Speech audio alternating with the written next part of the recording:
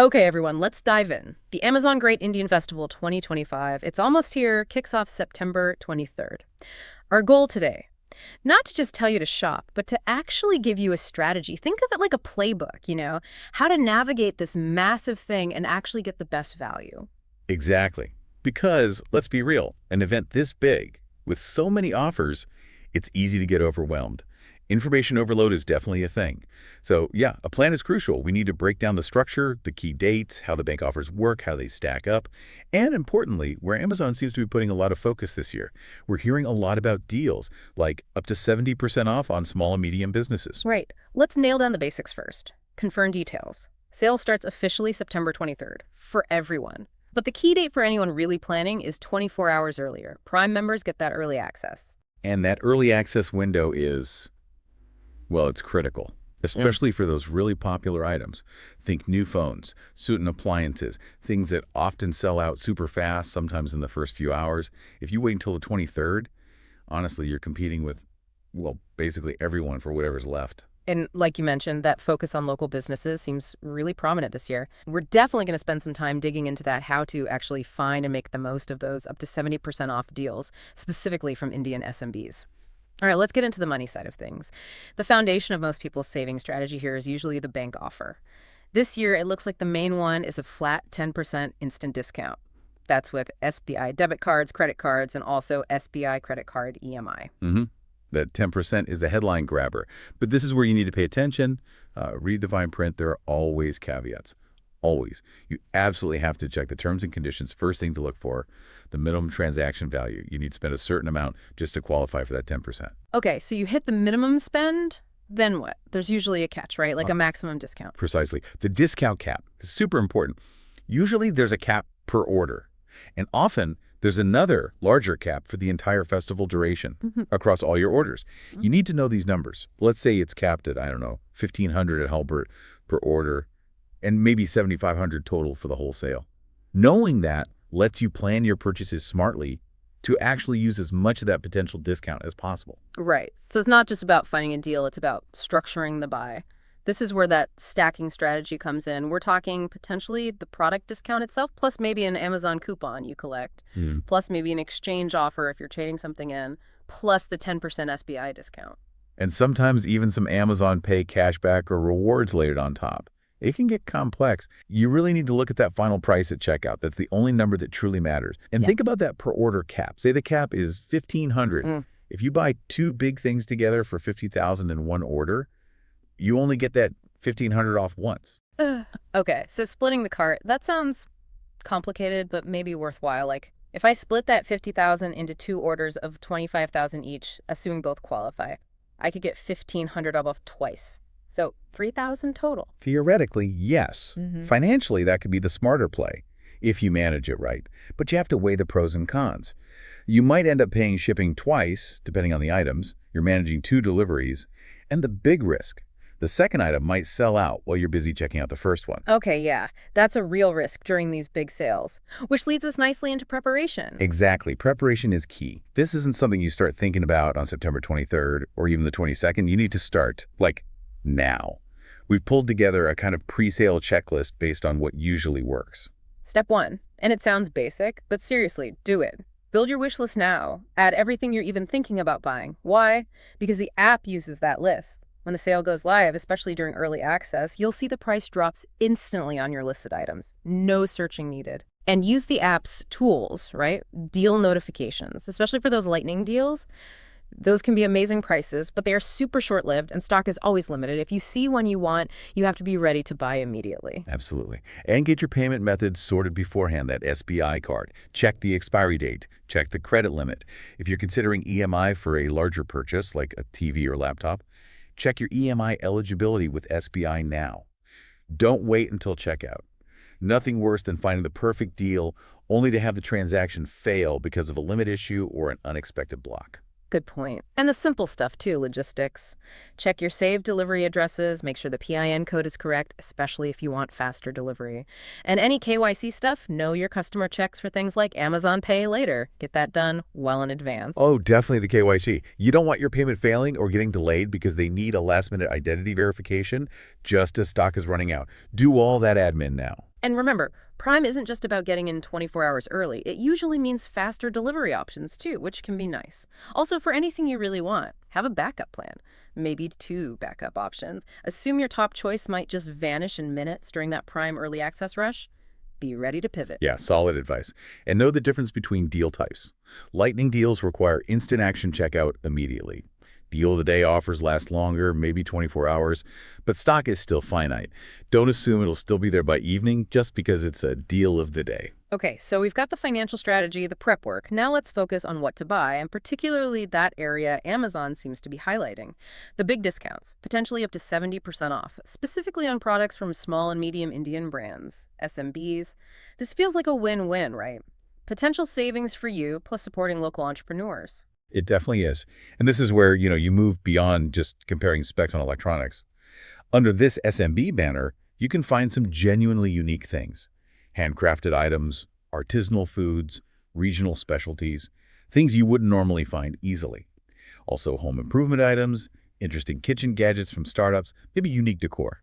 But that up to 70% off? How do we evaluate that? 70% off what exactly? Is it always a genuinely deep discount compared to the item's actual worth? That's the critical question.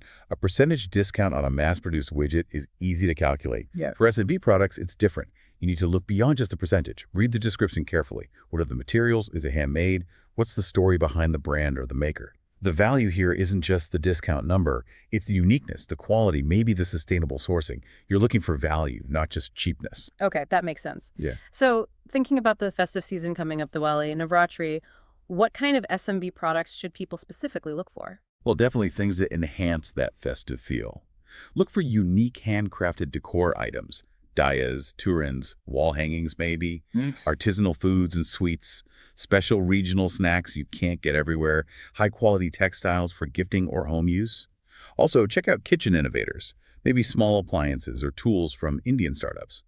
And definitely look for products flagged as coming from women-led businesses or local shops using the platform. So it's about finding things that feel a bit more special, maybe more authentic than the usual mass market stuff, and finding them is straightforward. Just filter. Yeah, usually. Amazon makes it relatively easy. You can often filter search results specifically for small business, or they'll have curated pages and lists dedicated to SMBs, sometimes highlighting local artisans or specific types of products.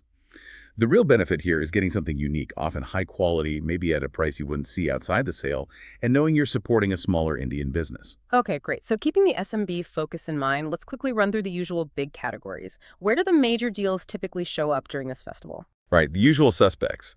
Smartphones and accessories are always huge. You'll likely see aggressive prices, especially on, say, last year's flagship models.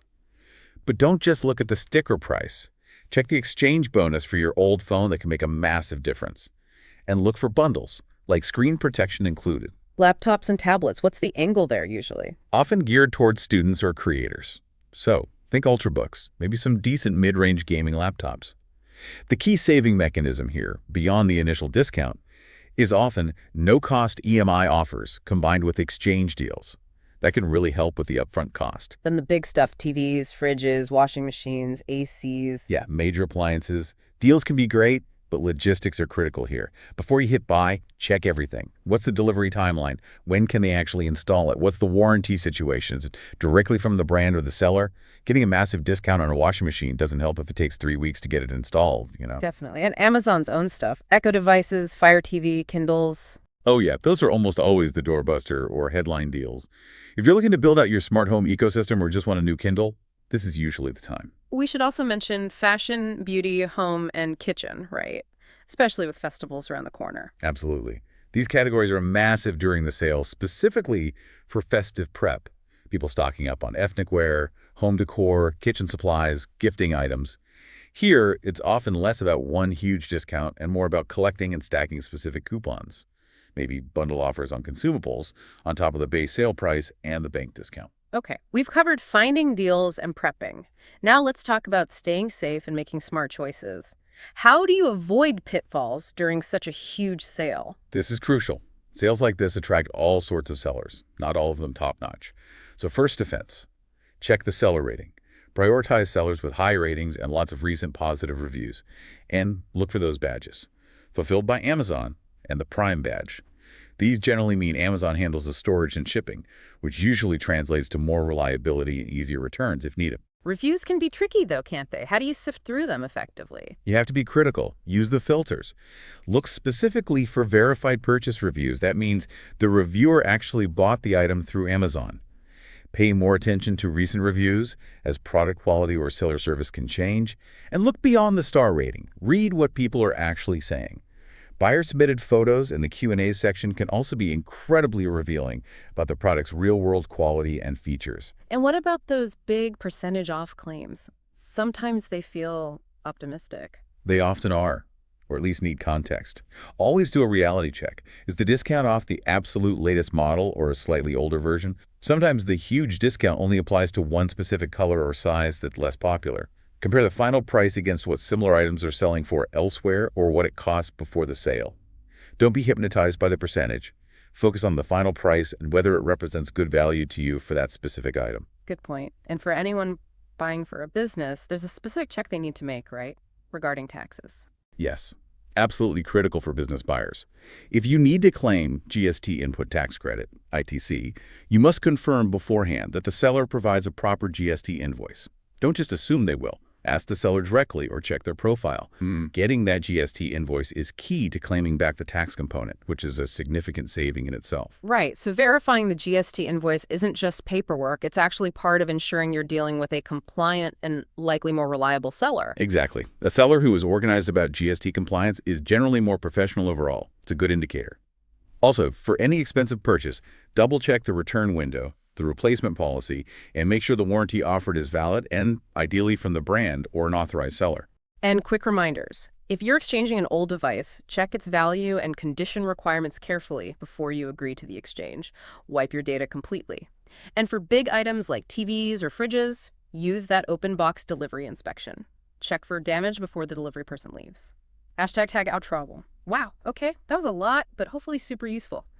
We've covered the strategy, the prep, the deals, the safety checks for the Amazon Great Indian Festival 2025. So, the final checklist for everyone listening: is your budget firm? Is Prime ready for early access if you need it? Have you started collecting coupons and checked your SBI card details, especially those caps? And maybe the final thought to leave you with, the real skill here, especially with that push towards SMBs we talked about.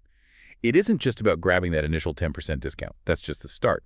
It's about applying that critical thinking we discussed, making sure the final price, after all the stacking, represents real value, and ensuring you're buying quality, verified products, particularly when you explore those deals from small and medium Indian businesses. So it's about smart saving, but also smart spending. Exactly. Think about it. Navigating this sale successfully this year might mean strategically choosing a high-quality item from a local Indian SMB, maybe even if the discount percentage looks slightly less dramatic than some mass-produced alternative. You get genuine value, maybe something unique, and you support local entrepreneurship. That's a win that goes beyond just the immediate savings. That's how you truly maximize the festival's value.